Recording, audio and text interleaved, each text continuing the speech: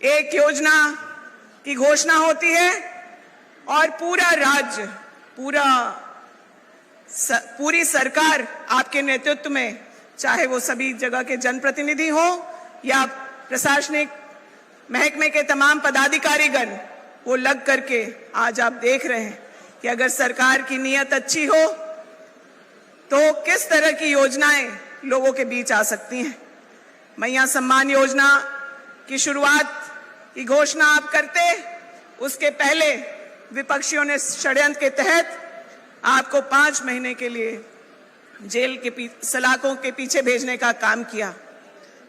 मैं आपको बता नहीं सकती कि उस वक्त झारखंड का हर एक व्यक्ति कैसा महसूस कर रहा था, और सभी जानते थे कि आपने जो सर्वजन पेंशन किया, अबू आवास किया, सावित्रीबाई फूले की स्कॉलरशिप बच्चियों को दी, धान की अधिप्राप्ति हुई, ऋण माफी 50,000 हुआ, तमाम ऐसे काम जो आपने झारखंड के लोगों के हित में किए और विपक्ष को अपनी जमीन खिसकती नजर आई, तो उन्होंने सोचा कि जो इस राज्य को लीड कर रहा है, जो नेतृत्व कर रहा है, उसके मनोबल को तोड़ा जाए।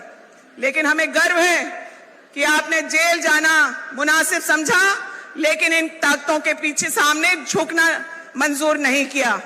आपके सलाखों के पीछे होने के बावजूद पूरी सरकार चली और लोगों के हितों की रक्षा की गई। आपके लाए हुए योजनाओं को, आपका जो प्लान था, वो आपके सलाखों के पीछे होने के बावजूद सरकार ने उसको आगे किया।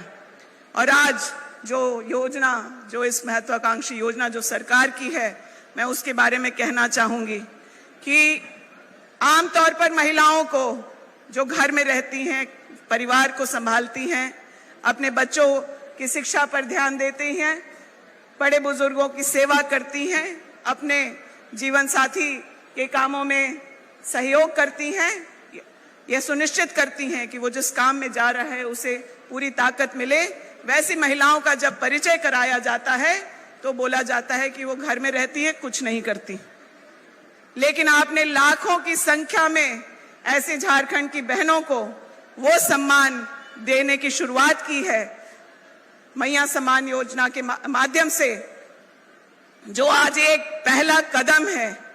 लेकिन जो घर में भी महिलाएं हैं वो समाज के निर्माण में सहयोग कर रही हैं, यह स्थापित होगा और उनके भी कामों की आर्थिक सर्वेक्षण होगा और उन्हें आगे बढ़ाया जाएगा। कहने को यह 1,000 रुपए से शुरुआत है, लेकिन यह काम डबल इंजन के लोगों ने कभी नहीं किया।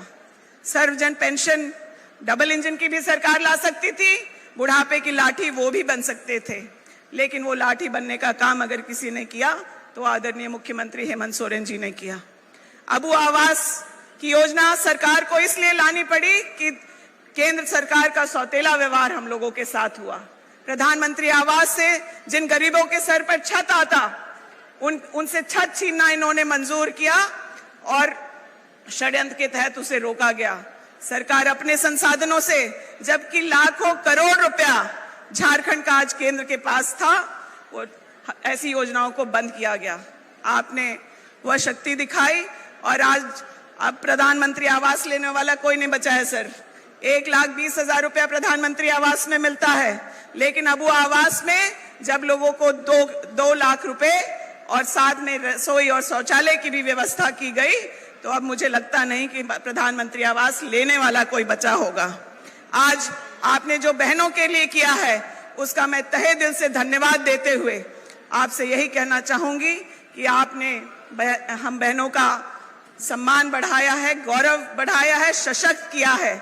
हम बहनें भी इस मंच से इस बात की शपथ लेते हैं कि आपको इन्होंने 5 महीने सलाखों के पीछे तो रखा है, लेकिन आने वाले 5 साल जो आपको वापस मुख्यमंत्री के तौर पर सत्ता में बिठाएंगी, वो हमारी यही बहनें होंगी, ये हम ही महिलाएं होंगी।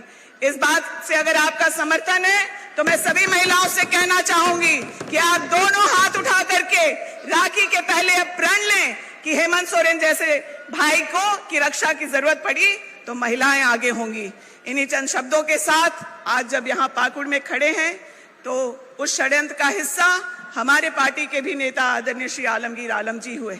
उन्होंने पूरे संथाल परगना में सड़कों का जाल बिछाने का काम किया हो, चाहे साहेबगंज हो, पाकुड़ हो। आज ग्रामीण सड़कों की स्थिति आप देखें, या फिर हमारे गोड्डा में लाखों सालों से जो सड़कें नहीं बनी थी उस पर आज गाड़ियां दौड़ रही हैं।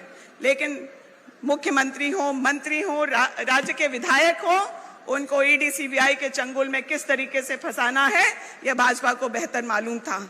आज भी जब मैं यहाँ आई तो यहाँ के लोगों के अधिकार के लिए जो लड़ाई उन्होंने शुरुआत की थी, ताकि यहाँ के जो लोग हैं जो शेषाबादी सर्टिफिकेट के लिए से वंचित थे, उसको भी कराने का काम आपने मुख्यमंत्री जी किया है।